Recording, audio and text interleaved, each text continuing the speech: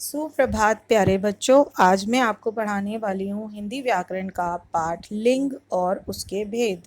जैसा कि आप जानते ही हैं, आपने पिछली कक्षाओं में लिंग पढ़ा है। लिंग का मतलब क्या होता है? वह संज्ञा शब्द जो हमें स्त्री और पुरुष जाति का बोध कराते हैं कि स्त्री क्या हो, लिंग और पुल्लिंग का पता बताते हैं, वह लिंग कहलाते हैं। अब लिंग की परिभाषा क्या होगी? संज्ञा के जिस रूप से उसकी जाति पुरुष अथवा स्त्री होने का पता चलता है उसे लिंग कहते हैं। जैसे इसके दो भेद हैं, पुल्लिंग और स्त्रीलिंग।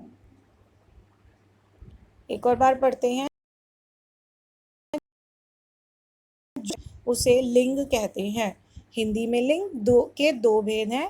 सबसे पहला पुल्लिंग। पुल्लिंग मतलब जो शब्द पुरुष जाति का बोध कराए उन्हें पुल्लिंग कहते हैं। जैसे लड़का, सिंह, छात्र, विद्यार्थी, आदमी आदि। स्त्रीलिंग क्या होता है? जिन संज्ञा शब्दों से स्त्री जाति का बोध होता है उन्हें स्त्रीलिंग कहते हैं। जैसे दादी जी पूजा कर रही है, धोबिन कपड़े धो रही है। इन दोनों वाक्यों में दादी जी और धोबिन दोनों क्या है? स्त्रीलिंग। अच्छा, कुछ शब्दों में स्त्रीलिंग या पुल्लिंग की पहचान करना थोड़ा कठिन हो जाता है। मतलब कुछ शब्दों में हम ये पता नहीं पाते उन शब्दों को देखकर या पढ़कर कि ये स्त्रीलिंग है या पुल्लिंग है। तो उनकी पहचान हम कैसे करते हैं? उनकी पहचान हम वाक्य बनाकर करते हैं। जैसे आम। आम को आप बता ही नहीं सकते हो कि वो पुल्लिंग है या स्त्रीलिंग है। कैसे बताओगे? जब आप उसका वाक्य बनाओगे, मैंने आम खाया। कभी हम ये तो नहीं बोलेंगे मैंने आम खाई, यही बोलेंगे ना, मैंने आम खाया। तो इसका मतलब आम क्या है? पुल्लिंग है। मैंने लीची खाई। अब इसको ये तो नहीं बोल सकते मैंने लीची खाया। तो जब मैंने लीची खाई बोला तो लीची क्या है? स्त्रीलिंग। तो वाक्य बनाकर हम ऐसे शब्दों की पहचान करते हैं। अच्छा, संज्ञा के साथ लगे विशेषण शब्दों को देखकर भी उनके स्त्रीलिंग या पुल्लिंग होने का पता चलता है। कई बार संज्ञा शब्दों के साथ में विशेषण लगा होता है। जैसे संज्ञा क्या है? कमरा, और उसके पहले क्या विशेषण लग गया? बड़ा कमरा। तो इससे पता चल रहा है कि कमरा क्या है? पुल्लिंग है। मकान, पुराना, पुराना मकान है, तो ये भी पुल्लिंग है स्त्रीलिंग में। बड़ी छत, छत जो है वो संज्ञा है और उससे पहले विशेषण लगा बड़ी, तो छत क्या है? स्त्रीलिंग है। गाड़ी, गाड़ी संज्ञा है, इसके पहले क्या लगाया? पुरानी गाड़ी, तो ये भी गाड़ी भी स्त्रीलिंग है। अच्छा, एक अब इस स्लाइड को ध्यान से देखिए बेटा।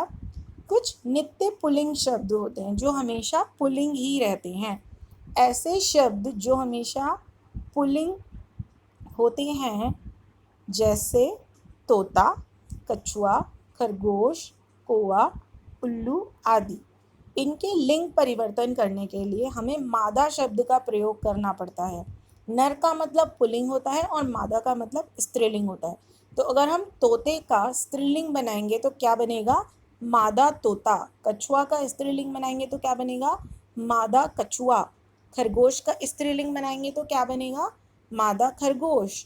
कौवा का स्त्रीलिंग बनाएंगे तो क्या बनेगा? मादा कौवा। और उल्लू का स्त्रीलिंग बनाएंगे तो क्या बनेगा?